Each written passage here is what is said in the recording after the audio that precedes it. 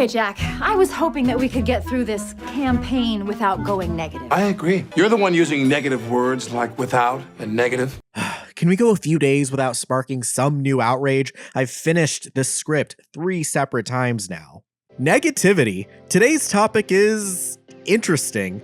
While not necessarily a problem unique to Power Rangers, for the time being, it's more relevant, especially leading into the newest and for now, final season, Cosmic Fury.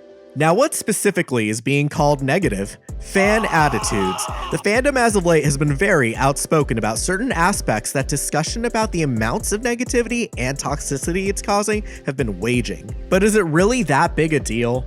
Possible spoilers for Cosmic Fury ahead. We'll be talking about some leaks and other content regarding the show, so don't say I didn't warn you. And of course, do not engage with or attack anyone I mention here. Seriously, this video's purpose is not to incite a witch hunt, but to go over as well as give my opinion on the matter. I'm playing Diva Tox, the Toxic Diva.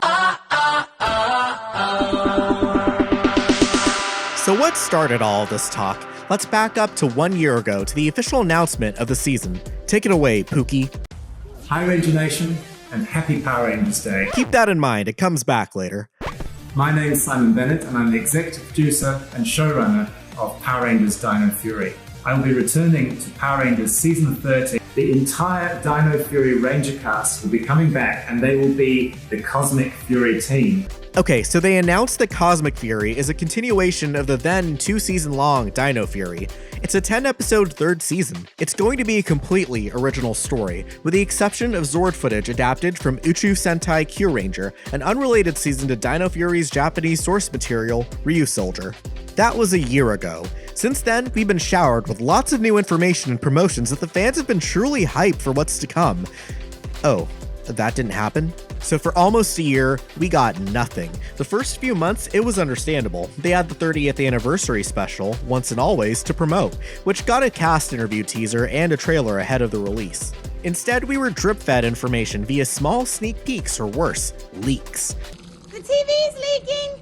Let's start with the first cosmic reveal, the suits. We were first treated with a look at Green and Gold Rangers Izzy and Ion. It got some reactions. I'll get into the suit discussion more in depth later on. We got Ollie's suit as Cosmic Fury Blue next. And then after more months of waiting, the full team was revealed on January 17th during Hasbro's Fan First Friday. Of course, that was all leaked hours before on Entertainment Weekly. There goes the surprise. It's worth noting that 2 Rangers have changed colors. Amelia was previously pink, but now she's red. Zato was previously red, but now he's Come. He's actually the Zenith Ranger, but as actor Russell Curry jokingly said, the color was champagne. After this reveal, nothing. All quiet on the cosmic front. And I get not being able to show much, being that it's only 10 episodes, or not trying to compete with another Power Rangers project, but the lack of promotion is somewhat concerning. We finally got something a few weeks ago on August 17th, the show's opening theme as well as release date, September 29th.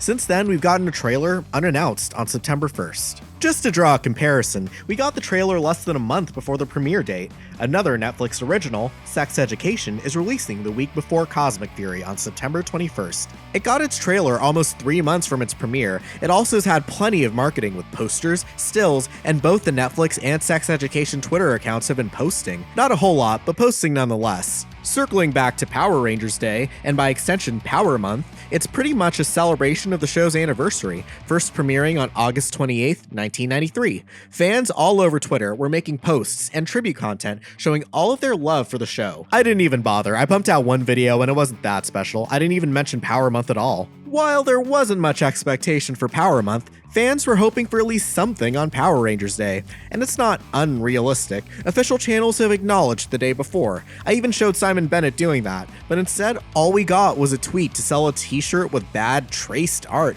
and they even spelled the name of the show wrong, #PowerMoreRangers. Okay, we did get one clip. So much to catch you up on. For a start, I'm a Rafconian, so I can show you.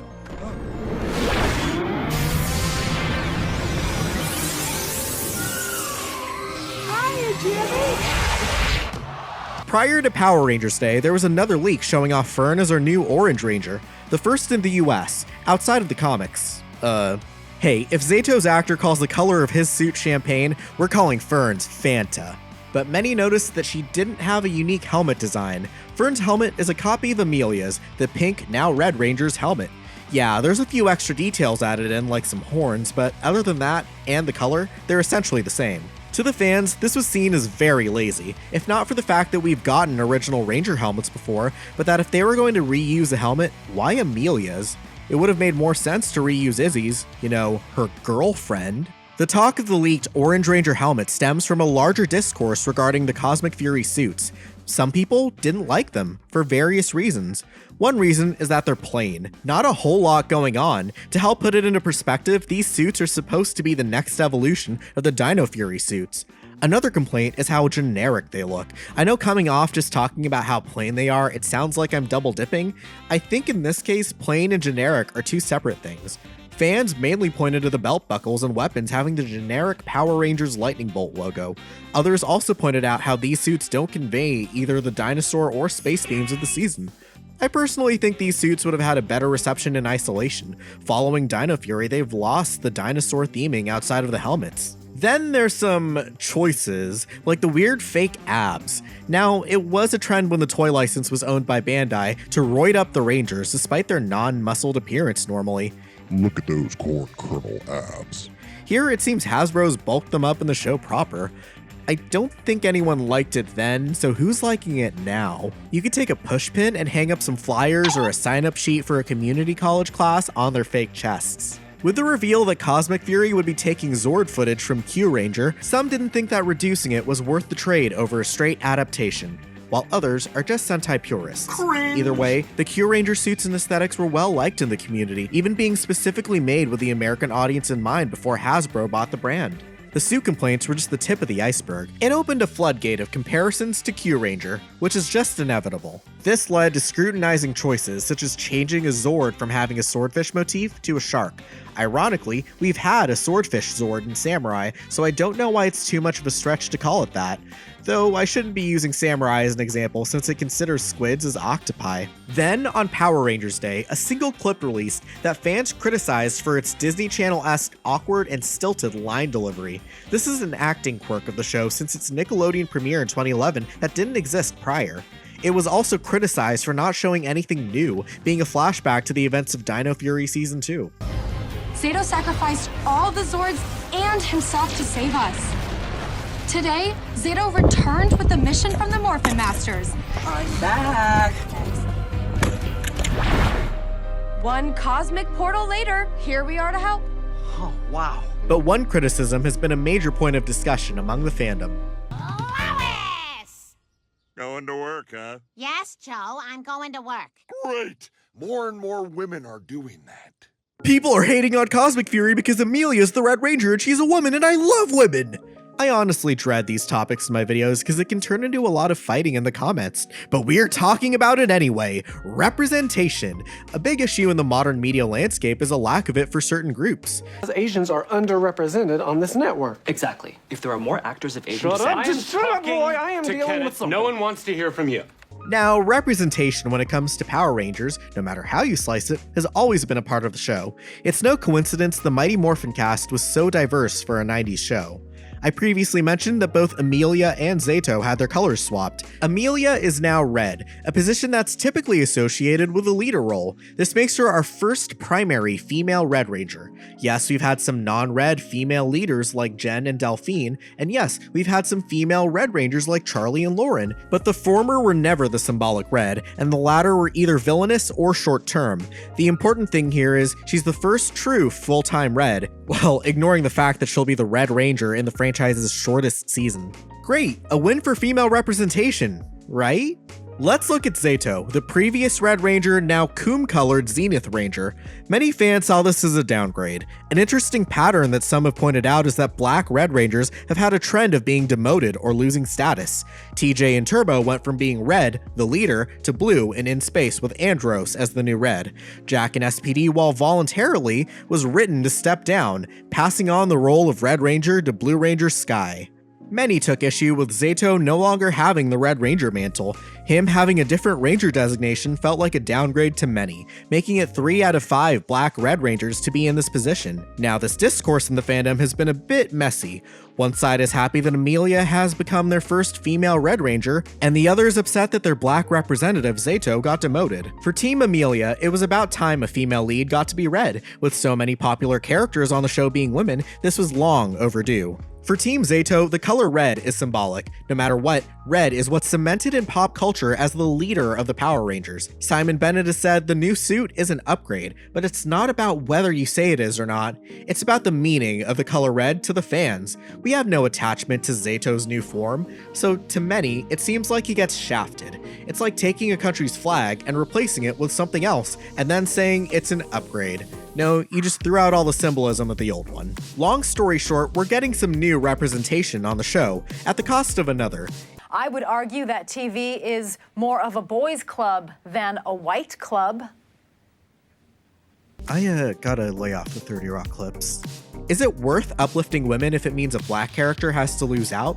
And if this is the case, is it truly representation, or is the show's diversity more surface level? No way. Okay, Kyle, you're being a negative Nancy. Stop it. Okay, unless you want everyone to call you Negative Nancy from now on. We've talked about the negative conversations going on when it comes to Cosmic Fury, so let's tackle the positivity. It isn't something that gets nearly as bad a rap as negativity. What can I say? Negativity is just a sexier thing to hate. But the overly positive fans who can see no wrong are another problem entirely. Rather than challenge the show, pointing out issues, or giving critique, these fans have almost sterilized what they say. Are you always so nice to everyone? It's not that their positivity is disingenuous. Hey, if you like something, that's cool. But where it's weird is when people make the choice to only praise something, to the point that it's all you hear out of them. Yeah, people can say whatever they want, but it's a little sus. It can look like people are playing ignorant or are fearful for talking down on Power Rangers as if the show's a person that can get its own feelings hurt. Certain people in the fandom, many grown-ass adults, forming a cult of personality around the show, the likes of which rival North Korea. There's at least one of you out there constantly simping for Amelia. But for real, some people act like Power Rangers can do nothing wrong. When a new season comes out that's marginally better than what came before, not a high bar, it's immediately praise and only praise. I'm just asking how interesting it is to hear from someone if what they're going to say is going to be the same thing every time. But what happens when positive only Power Ranger fans are not satisfied just being in the positive opinion bubble? Punch down and forcing your positivity onto others who disagree. It's part of the cycle now. It starts with some point of contention, doesn't matter if it's justified or not, and then someone swoops in saying, I can't believe Power Ranger fans are so ungrateful. Fans of their constant negativity. Fans are getting what they want. Why can't they just be happy? Well, because a handful of good decisions don't necessarily justify telling fans to shut up and smile. Something else brought up by this side of the fandom is whether people can judge the show despite it not being released yet. It's safe to say a majority of the comments come from the few released materials we do have: trailers, clips, and the opening. Even Amelia's actress Hunter Dino said something about this. Wow, even people involved with the show are dipping their toes in. Oh god, no! Am I so out of touch? No, it's the children who are wrong. Oh boy, this attitude extends to those on the show. Remember showrunner Simon Bennett? He's very vocal and active on social media, which is cool. Those who worked on the show don't owe it to us or anything, but it's fun hearing their thoughts on a project or to see some behind-the-scenes looks from them. In the beginning, Simon's presence was actually well received. He gave plenty of insight into the brand, how things worked, and answers for a lot of the decisions made. For once, it kind of felt validating for fans to hear how they were forced to put fart jokes into the show, or that he didn't really like the direction the team-up special Dimensions in Danger went. Simon even revealed on Ranger Board that many mandates were put in place when Saban Brands bought back the show in 2011. He was a resource and a face that fans could put their trust into for the show. He even got a fun nickname after his Twitter handle, Pookie, like the grandma from Hey Arnold. But having him chime in wasn't all rainbows and smiles because he was in every conversation. Mention his name and Pookie's there, just like Beetlejuice. But unlike Beetlejuice, he only had to say his name once, but just mentioning the show was enough to summon him. Beetlejuice. And this is where the problem lies. Simon Bennett is too connected to the fans. Even without going into the content of his tweets, just the fact that he was inserting himself into conversations made it so fans didn't feel like they could speak their mind. Big Brother was always watching. It's so rampant that he's inserted himself into conversations that had nothing to do with him. Fan discussions shouldn't have to come with a fear that Pookie Fazbear is gonna pop out of nowhere. Now, the magic of social media is the ability to speak your mind, but there's such a thing as a healthy balance. Like I said, many of Simon's earlier interactions were well received, but certain things would rub fans the wrong way. He once tweeted in response to concerns of the show's visual fidelity and lack of Blu-ray releases, saying, "If you have the right receiver, screen, and home theater system, the Netflix stream should look and sound excellent," which many fans took as, Hide the money, y'all. There's poor people around. With your broke ass. Okay, I'm trying to save my opinions till the end, but I don't think this one was that serious, but it was pretty funny to clown on it for 5 minutes. Though it doesn't help that even the mildest of complaints get responses, and if he doesn't like your tweet, that's a block. Hey, hang on, Carter, I think I know how to take this guy down. Then when it gets overwhelming, he leaves Twitter, only to come back a short while later. And he does this over and over again. These short sabbaticals have become a bit of a running gag in the Power Rangers fan space. Another tweet he made actually did sting. He says, "Call me radical, but I suspect that those adult Power Ranger fans who are also diehard Super Sentai fans may be vociferous when PR deviates from its traditional source material, but are also a minuscule percentage of the viewership of the show, which is made for children." Alright, we gotta unpack this. I'm gonna start off by saying that I don't think any of Simon's tweets are necessarily done in bad faith, but that doesn't stop people from drawing their conclusions from it. An issue some have is the part where he says the show is made for children. I mean, that's true, it is made for children. However, the problem people have isn't who it's made for, it's that concerns about the overall quality of the show, which fans have pointed out that they are dissatisfied by, is constantly being sideswept with the excuse of it's made for children. Adventure Time is made for children, but it manages to have interesting characters, an underlying grand storyline, and genuine heart. The DC animated universe has built a wide world with its large ensemble cast of characters and gives respect with each iteration by building on what came before and not watering down the material. Steven Universe. Okay, I can't talk about Steven Universe while keeping a straight face. Even Power Rangers has done this before. I've said it time and again, the best seasons of the show have always been about writing a good story and characters first. The next issue is about the source material, Super Sentai, and the genre of toku in general. The next tweet after this stirred the biggest drama, so we'll save that discussion for a bit later. There's one more point of contention with this tweet, and it's a reply that Simon himself retweeted and liked. It's now deleted, but there are screenshots. It reads, "You can never please that side of the fan base, who by the way, would have been wiped off by the Z-Wave." Yikes. For context, in the finale to Power Rangers in Space, the Red Ranger Andros is tasked to kill longtime mentor character Zordon.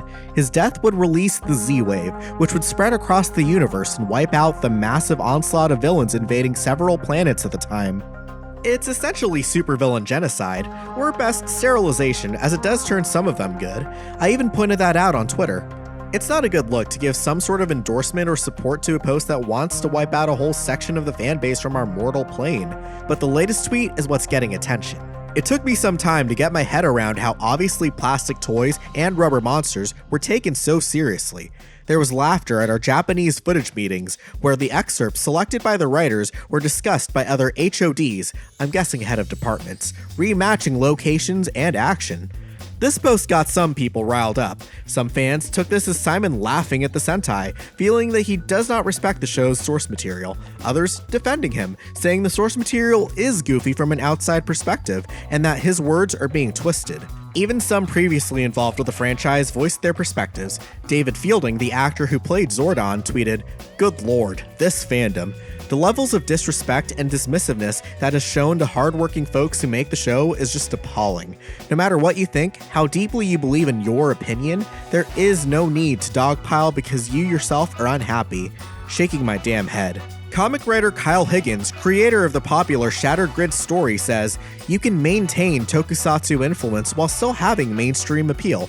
Just my 2 cents. It's kind of hard not to give other specific examples, which I'm leaving out for time, but I've at least given the gist. Now, on to my opinion. How do you know what's good for me? That's my opinion! Okay, Power Ranger fans are at odds with each other. The showrunner is making tweets that are causing drama, whether intentional or not, and we've got the final season of Power Rangers as we know it coming out in a few weeks with no idea what the future looks like. Where do I stand with all this? Not exactly on a single side, that's for sure. Overall, I think the discourse around this is a way bigger mess than it needed to be. Let's start with a big boy. Why should anyone care whether someone is being negative? Now, there's a difference between toxic negativity and sharing a negative opinion. Frankly, opinions don't hurt anyone so long as it's not being used to harass people. Simon Bennett brought up a rather unfortunate incident regarding Andrew Lang, known mainly as the voice of Venjix from Power Rangers RPM and later Evox and Beast Morphers. He came back on for Dino Fury as the new voice of the classic villain Lord Zed, originally portrayed by the late Robert Axelrod. If I return, I'll crush you like the cockroaches you are, and burn this planet to a cinder! Either way, now is the perfect chance to retrieve the former Green Ranger. Some fans, even me included, didn't think the voice matched the character. That's an opinion, negative, but anyone can take it or leave it. Where it gets toxic is that, according to Simon Bennett, Lang will be returning to voice Zed in Cosmic Fury. As one fan said, he ruined their childhood. This is alleged, but I have no reason to doubt its validity. That's just a disgusting thing to say to someone. What I want to say is, there's a clear line to be drawn between what's toxic and what is not. Also, the reality of social media and even life in general is, negativity is just more popular. People will have more of an emotional response to negativity, so naturally, that's what's pushed out by apps. Controversial content gets plenty of engagement. But at the same time, I do think people can stand to be a little more positive, but I'm not going to push that on anyone. It's a public platform, and people should be free to speak their mind. That also means that if you don't like the content, you're free not to engage. I'm not saying to block or mute people, simply don't respond and you won't ever have to escalate to that. Speaking of positivity and fans pushing for that, many of these fans aren't engaging in dialogue. It's holier than thou attitude. I don't think the Amelia stans have grounds to be mad at the fans saying Zato got demoted, using female representation as a crutch to shut down the argument rather than saying, hey, what can we do to have female representation while maintaining black representation? And then there's some weird ones who just want brownie points with a showrunner. Take a look at this tweet directed at Simon Bennett. I want to offer you my ultimate love and #respect. You have done more to honor my childhood and my way of life than anyone else, or countless world leaders ever have. #eternal gratitude. #Power Rangers. #Cosmic Fury. #friend for life. Oh god, here come the weird parasocial ones. Hey, Simon's not your fake internet friend. Then there's fans crying out that people shouldn't make certain comments because the show isn't even out yet. Like seriously, people can form opinions off of trailers. I get it, there's a different team handling the promotional material, Simon even confirms that, but a trailer can only do so much to grossly misrepresent the show. We've also had plenty of precedent to bring us to these conclusions. If the last 6 seasons of the show had been phenomenal, we'd be more trusting, but they haven't. An example of this in another community is the Sonic fandom.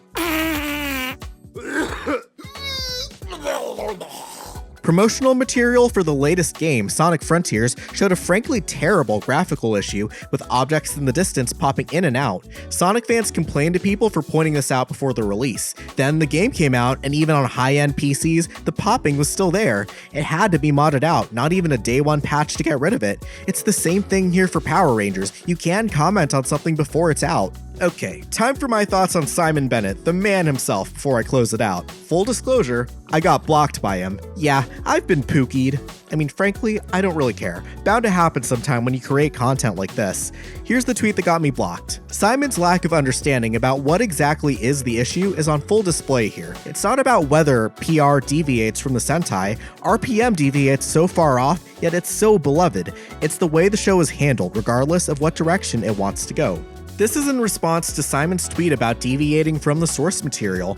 I'll admit, maybe the first sentence was a touch aggressive, but my disagreement really wasn't that divisive. Again, what Simon's saying here is that the most quote-unquote vociferous fans are those who don't like it when Power Rangers deviates from Sentai.